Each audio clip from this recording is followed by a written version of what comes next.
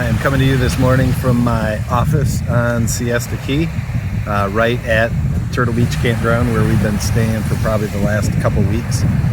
And beautiful morning. I came out and watched the sunrise. I like to sit in my chair right here and just watch the waves come in and listen to them lap up against the shore. It's a really awesome way to wake up the morning.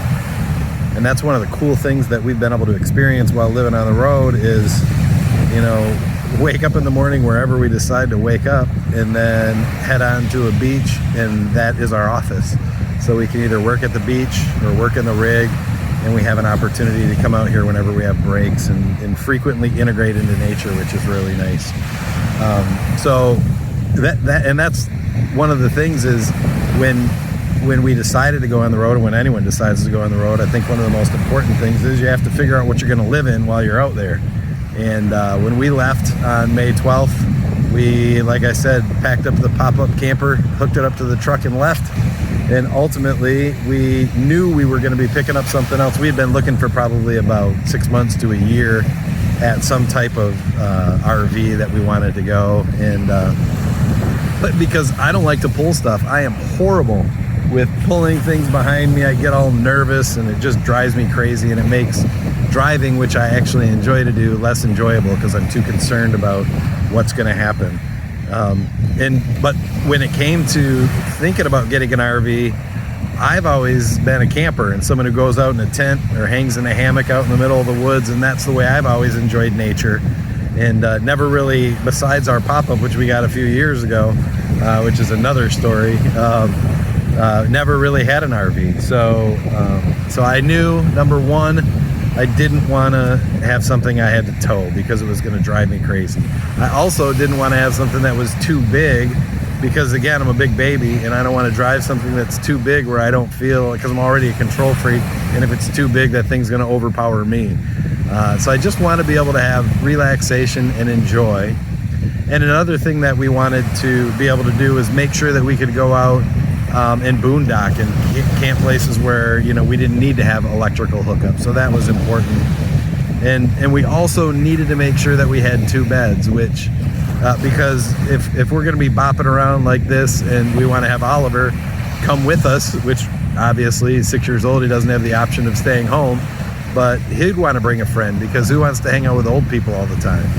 So we had all of these different considerations, and ultimately we landed on the Winnebago Travato.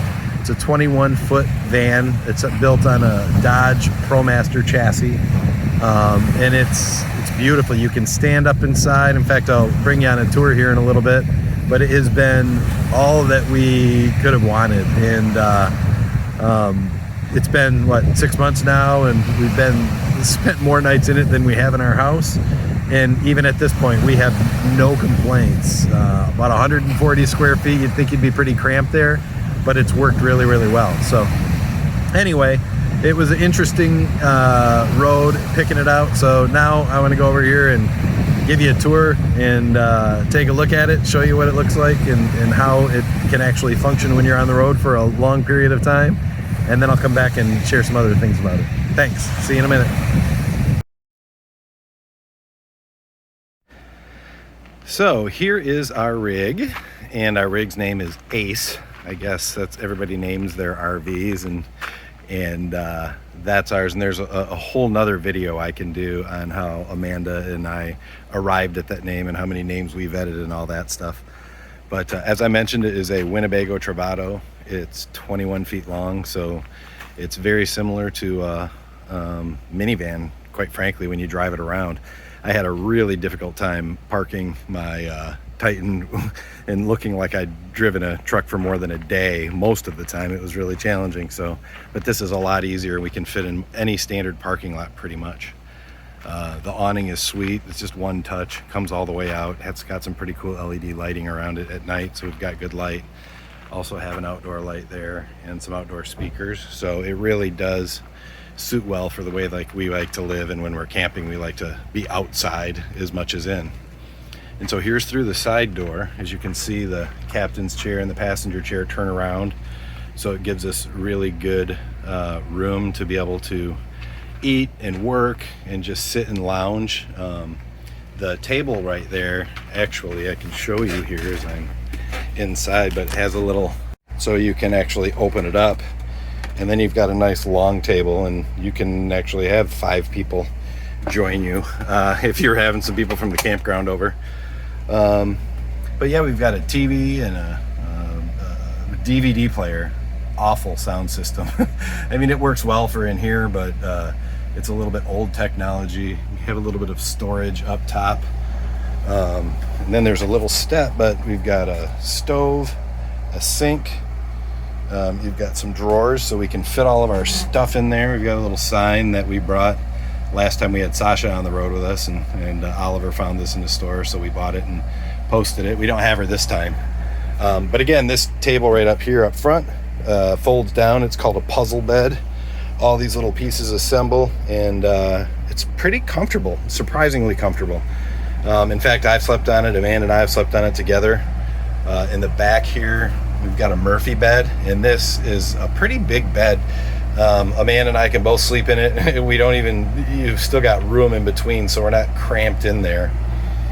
And then of course you have the old bathroom. We've got a toilet, we've got a sink, and we have a shower. So it's all contained in one area. There's a little curtain that goes between you and the toilet if you want to take a shower, and we haven't done that yet.